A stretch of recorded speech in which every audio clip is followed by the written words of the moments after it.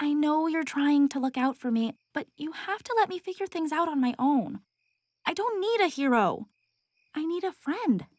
Okay, this might be a career ender. Hi, I'm Kitty Monk. I'm here to talk to you about Star Versus, or more specifically, Tom Lucitor and his relationship with Star Butterfly. All ships have names. We call this one Tomstar. I've been dying to get to this man. Well, boy. To put it into perspective, as far back as my Robbie video, maybe even a little before that. So, we're starting off with Tom's main relationship, and the show's biggest next to Starco. But first, let's start at the beginning. Thomas Draconius Lucitor, aka Tom, is the crown prince of the human underworld. He's a demon, but due to coming from a rich family, he's not a monster in the legal sense. Therefore, Moon doesn't mind if her daughter and the Lucitor boy decide to make peanut butter and jelly sandwiches. The Lucitors and the Butterflies have been friends as far back as Solaria. One of Tom's distant cousins, John Roachley, even married Rhina the Riddled, which makes their daughter, Selena, part demon. And it technically means Star has demon heritage. Yeah, that explains some things.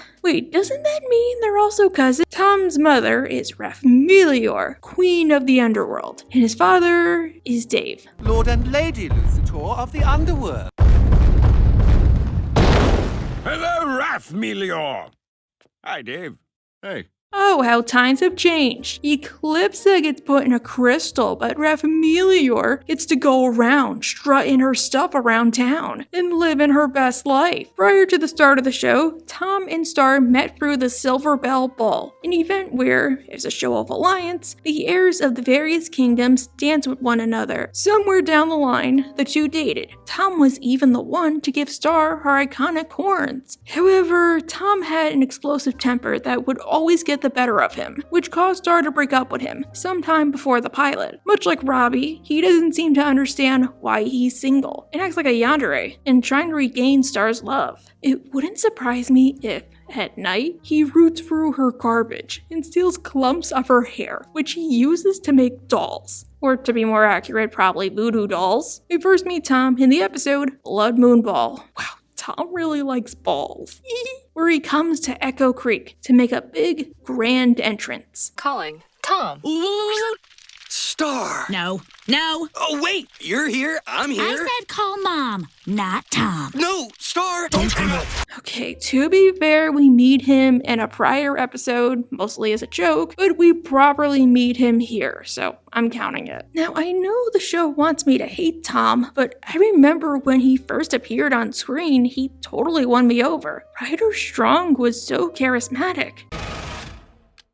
Hey, Star. I'm here to take you to the Blood Moon Ball. Nope.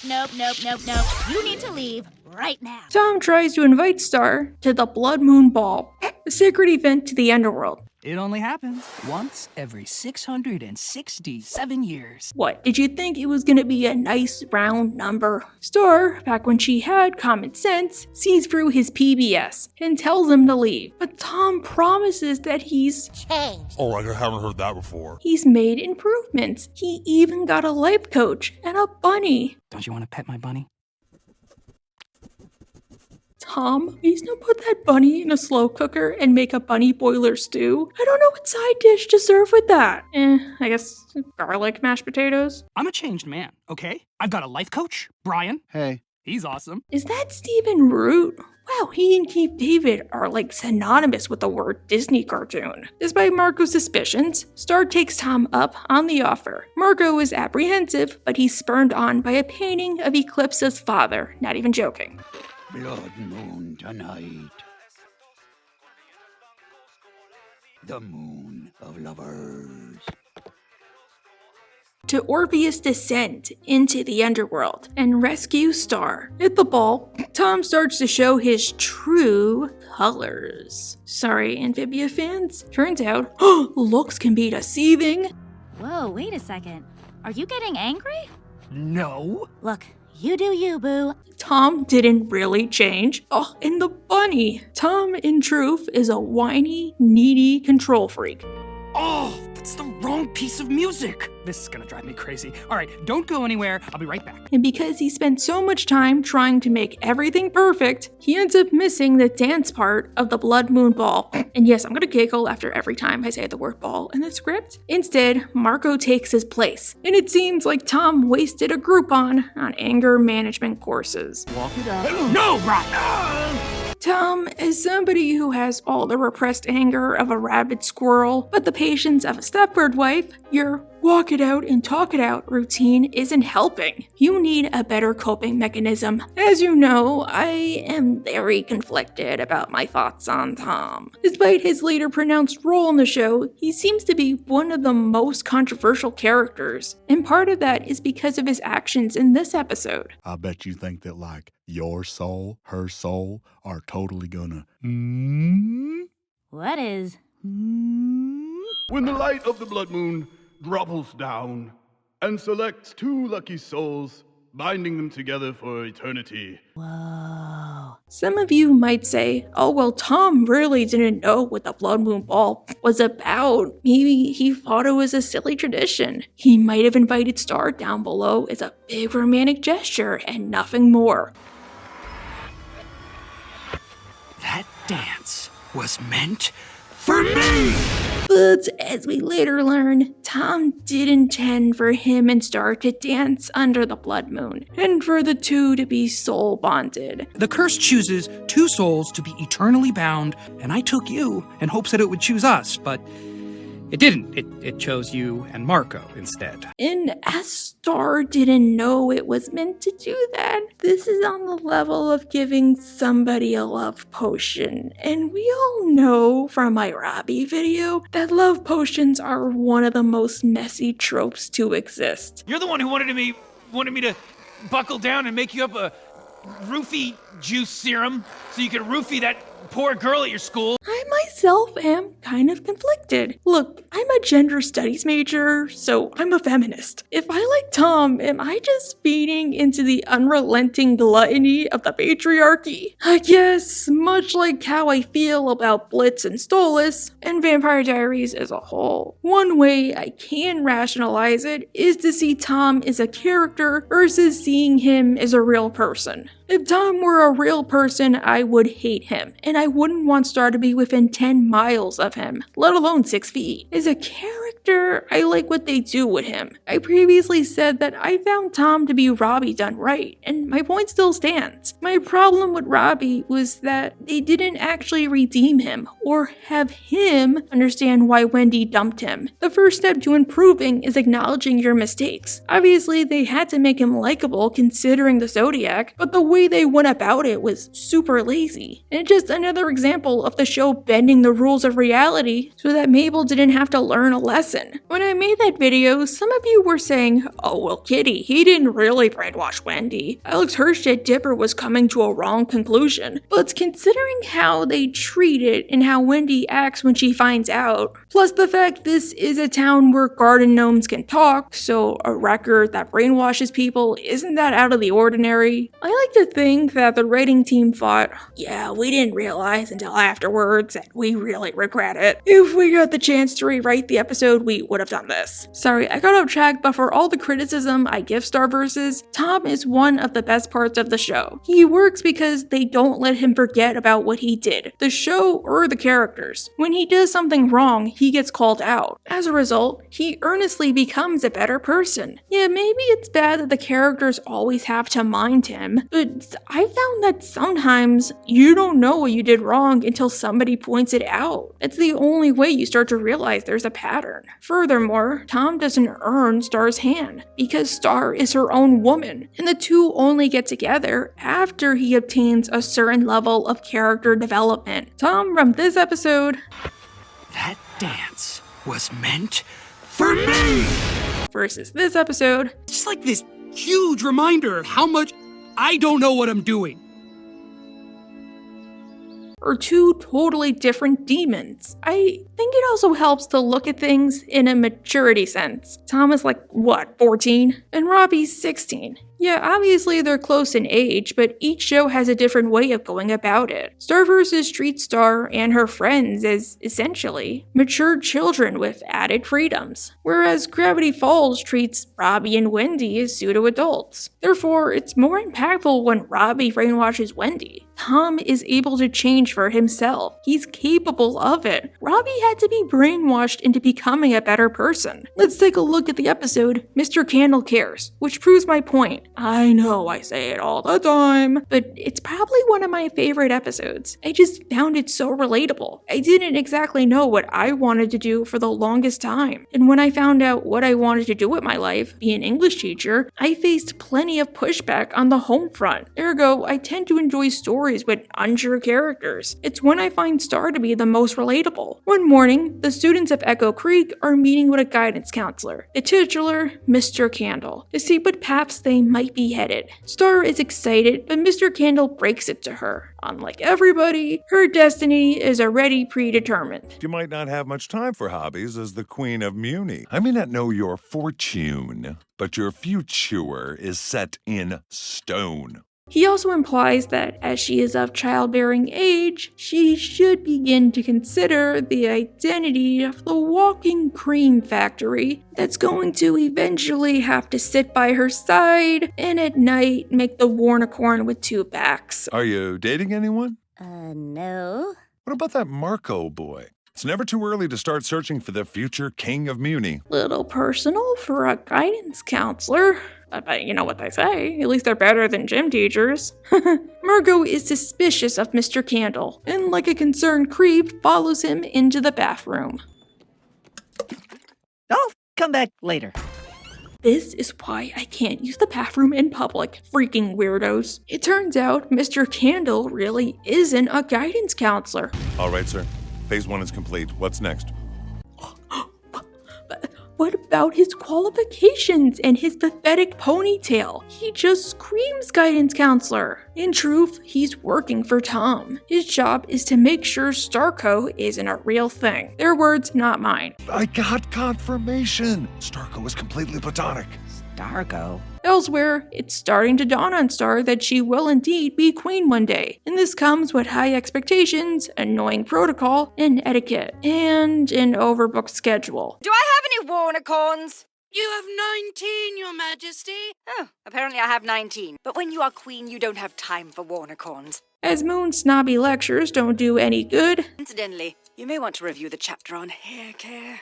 If you're going to be queen, you have to look the part. Star begins to rebel. Wait a minute, what happened to Moon's arms? What difference does that make? But anyway, Star begins to rebel, because, you know, that's not the crux of the entire show. But Emo Star is pretty cool. Did you know that if you cut off a mermaid's tail, you can never be queen? It's all in the guidebook.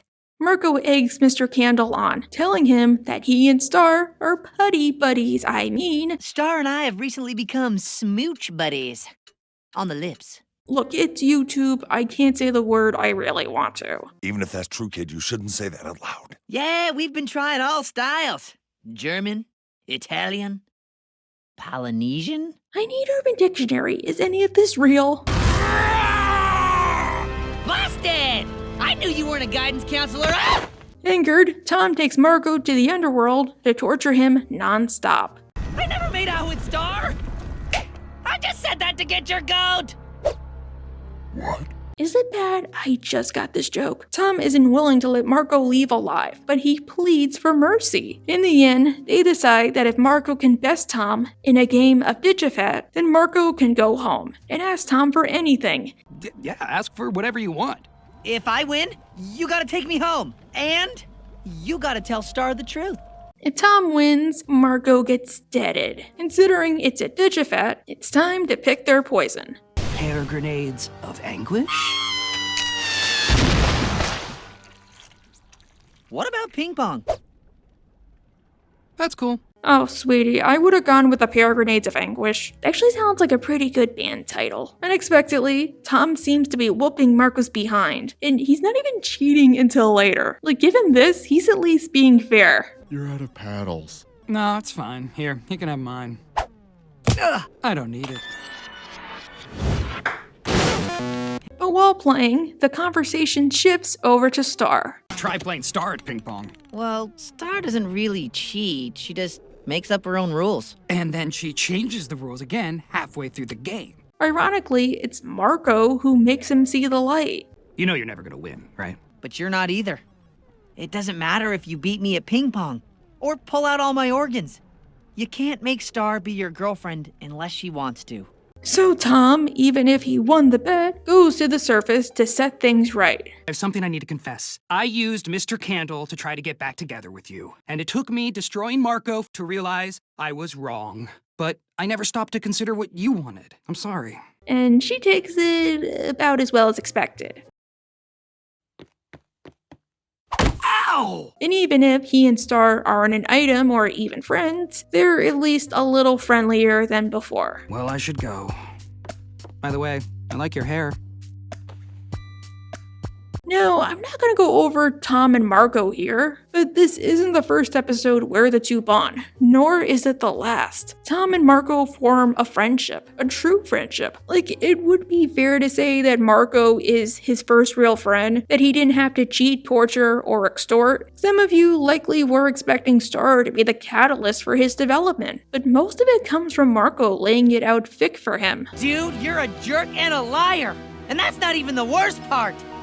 I was dumb enough to fall for it! This I like. Didn't you read The Great Gatsby? Completely revamping yourself for the person you like only gets you a bullet in the back and a swimming pool or your coffin. Plus, that development is often only temporary because once that person is out of your life, it's much easier for you to fall back into your old patterns. You should want to change because you want to be a better person. I'm impressed Star didn't play any role in his growth until later on. Also, one small detail, something I've noticed during all of Tom's interactions is we never see any of his friends. At worst, he's friends with Ponyhead, but it's one of those I'm only friends with you because I'm friends with her kind of things. It can be hard to break through people's preconceptions of me.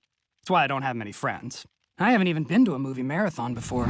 I think another reason Tom is the way he is because outside of possibly Star and his parents, he didn't really have a support system. All he had were servants he bossed around, or sycophants who enabled his bad habits. I'm willing to bet a reason he was so obsessed with Star was not only because she used to be his, in the sense of say a preschooler mad somebody took away their toy, or a phantom losing the girl he Pygmalioned, but in addition, she was probably the first person willing to give him a chance. And once again, to bring up Robbie, I think it's good they at least give Tom a reason he's so possessive. Robbie just seemed like a creepy weirdo in general. Sure, a reason doesn't completely excuse Tom's actions, but they make a great deal more sense. With that out of the way, let's get to Season 3, aka The Birth of Tomstar. Only took around half the video. As Toffee is destroyed and Star has mastered the wand, there's no reason for her to stay with the Diazes. So, we're stuck on Muni, and thank Grob. Look, Earth is cool, but Muni is better. At the Silver Bell Ball, Star has to interact with Tom once again.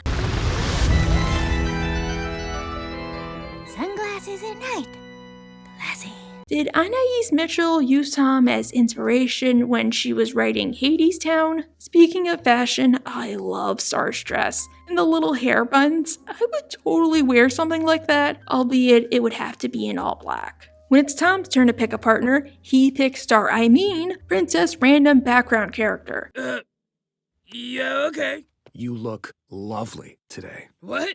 No, you do! Star is perplexed, and Ponyhead theorizes it's because he's club snubbing, i.e. playing hard to get, which, life pro tip, does not work regardless of gender. That just makes the other person think you aren't interested, or you're just an a-hole. Throughout the ball, Tom seems to be going out of his way to antagonize Star, but Star doesn't find any joy in it. When it comes down to the two of them, Star realizes she can only make one choice. May I have this dance? Manfred? Oh, snap! This leads into an argument, mostly between their fathers, which honestly seems like a normal occurrence. My son is a gentleman! My daughter is a delicate flower! And in the confusion, Tom slips out and goes to the balcony. Tom tries to explain to Star that he wasn't being a jerk on purpose. He thought that's what she wanted. I was there on song day. I know. You're with Marco now. That song is gonna haunt me for the rest of my life. No, it was a huge wake-up call. Yeah, I wish we saw that, even if it were a flashback. It would have been nice if you didn't ignore me all night. I don't know how to be nice! At least give me credit for trying! Fine, you get an E for effort. Their fighting intensifies, to the point where Star actually summons Cloudy as a show of emphasis. You're being really dramatic.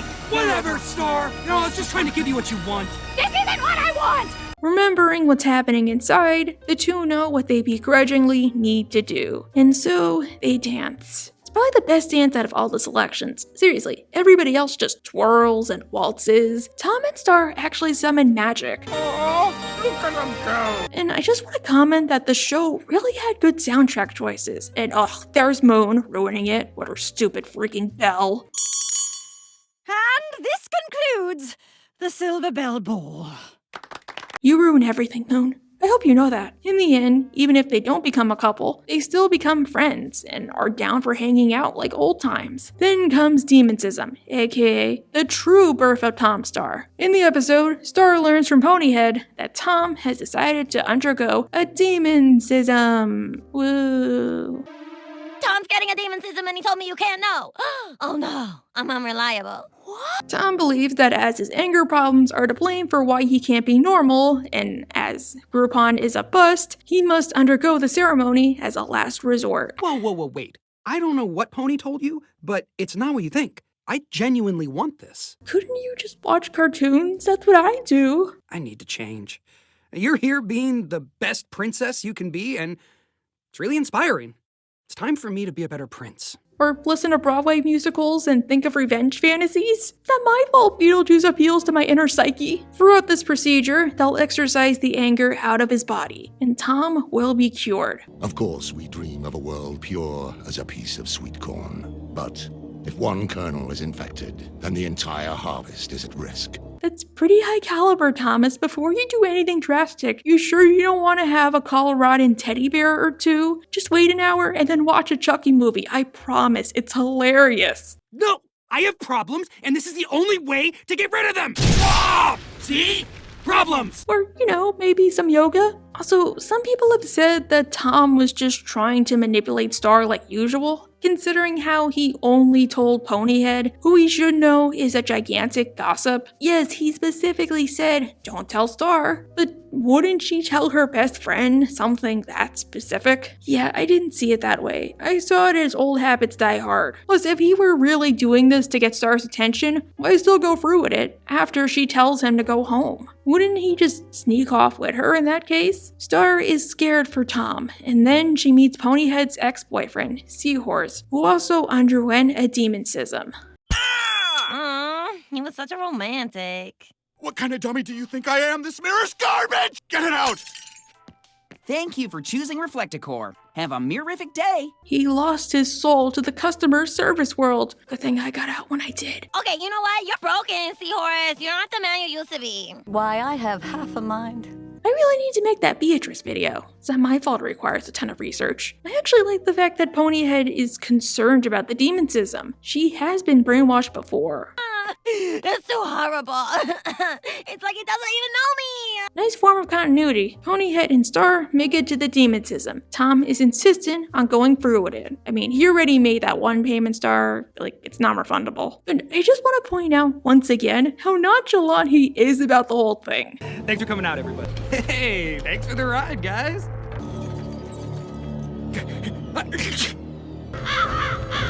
Oh, that's a nice touch. Wow, magic manacles. Magicals. It makes me wonder if this is really the first time he's been subjected to something like that. He even dresses up nice and everything. As it turns out, demonsisms are not fun. Oh, what a funk. If I had to describe it, imagine getting your wisdom teeth cut out of your gums with a pair of rusty scissors without any Novocaine. And the operation lasts until you pass out from the pain. Or they do give you Novocaine, but they hit a vein by accident, so it feels like ice going through your blood.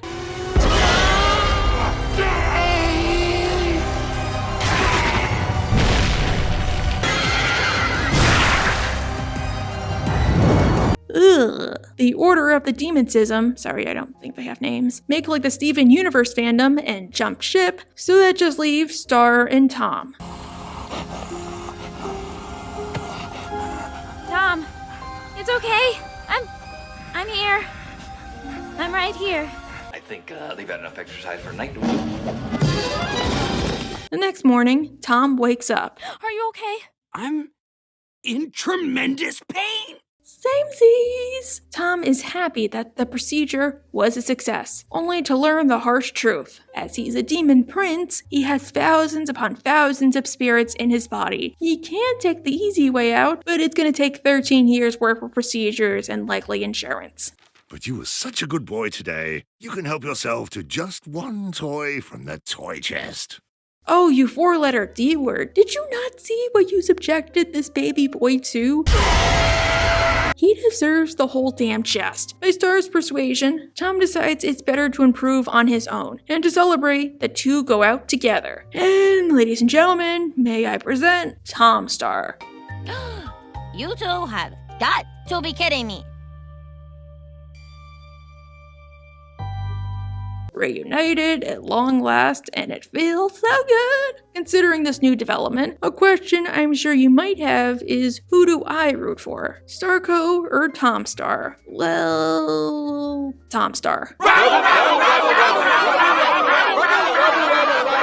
I know, I'm feeding into the patriarchy. It's just, I find it so ironic. Darren Nefsey has gone on record to say Tom was an amalgamation of all her terrible ex-boyfriends rolled up into one hateable character, and yet he's one of the best parts of the show. I know that Tomstar is a filler relationship. I know we aren't meant to like it or root for it. I know we're meant to want Starco, but they wrote Tom a little too well. So much so that it felt like he won. I enjoyed Kelko, but nothing came of it, to the point where you could have cut Kelly out of the entire show and nothing would change. At least with Tom, he was an established character and had a solid bond with the rest of the cast. Plus, I rooted so hard for Delana, in a guilty pleasure sense because implications. And Tomstar kind of reminds me of a G-rated Delana, if they actually acknowledge what was weird about it. Something I've noticed, not just in Star Versus, but in other shows, since we're on that subject, Vampire Diaries, is whenever they want to push a certain chip, they'll have everybody act out of character. If the person is in a relationship, they'll suddenly have the significant other act like the scum of the earth, so that we, the audience, want them to break up. The problem is, whenever they did this with Tom, it would backfire tremendously. I made a whole video about it last December,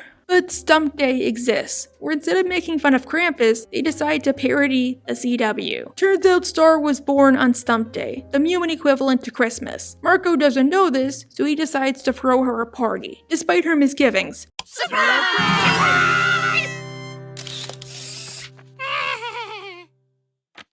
Turns out Tom forgot, and Marco, acting neurotically out of character, won't let him forget it, leading into several fights. You didn't plan anything, and you're supposed to be her boyfriend.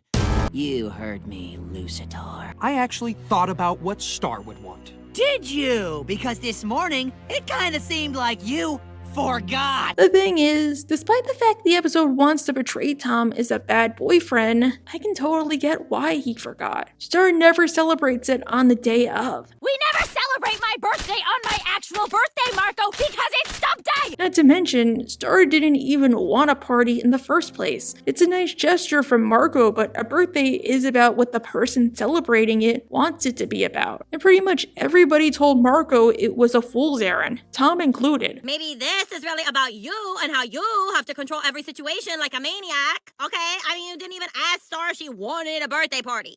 That's rude. Plus, I'm somebody who hates my birthday, so if my boyfriend forgot, I would take it as a sign that we're soulmates. Beyond that, there is a crack or two in the relationship, except whenever they appear, instead of showing that he and Star aren't going to last, their bond is strengthened. Remember how I said that despite the fact Tom is a demon, he isn't a monster in the legal sense? Well, he still looks like a monster, and season 3 doesn't let him forget it. In one episode, he and Star are at an outdoor mall. What, is that merchant too poor to afford walls? You know the rules. Monsters ain't welcome, so put the merch back and get out.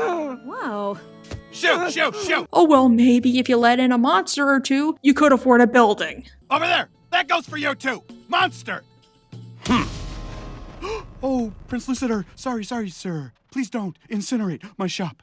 Did Falcon and the Winter Soldier take cues from this show? In another episode, Star learns that Buffrog and the other monsters intend to leave Muni, at least until Star is queen and conditions improve.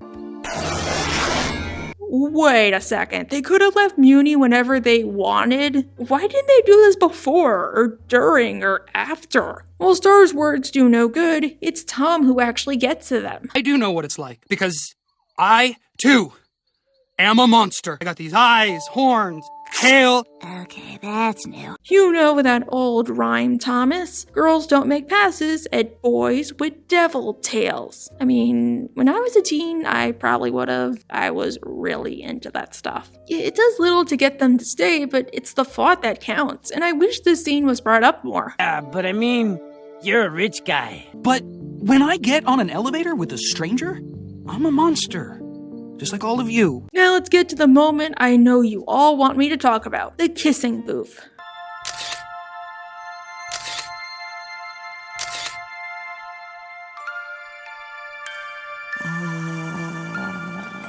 Now, I've made my thoughts on the kissing booth episode pretty clear in the past. Star and Marco kissing isn't cheating in the traditional sense. To me, cheating depends on two things: the person who initiated it and the intent. Marco was the one to kiss Star, and he didn't do it as a sign of affection. He did it because he thought it was either do that or they starve to death. Did you trap us in there?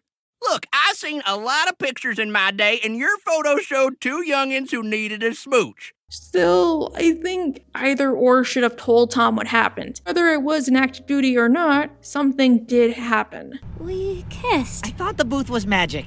You're my squire. Which is a job I take very seriously. I have a boyfriend. His name is Tom. But Star doesn't and never plans to tell him. And in the end, it's Marco of all people who spills the beans. And only in the heat of the moment. I kissed Star. What?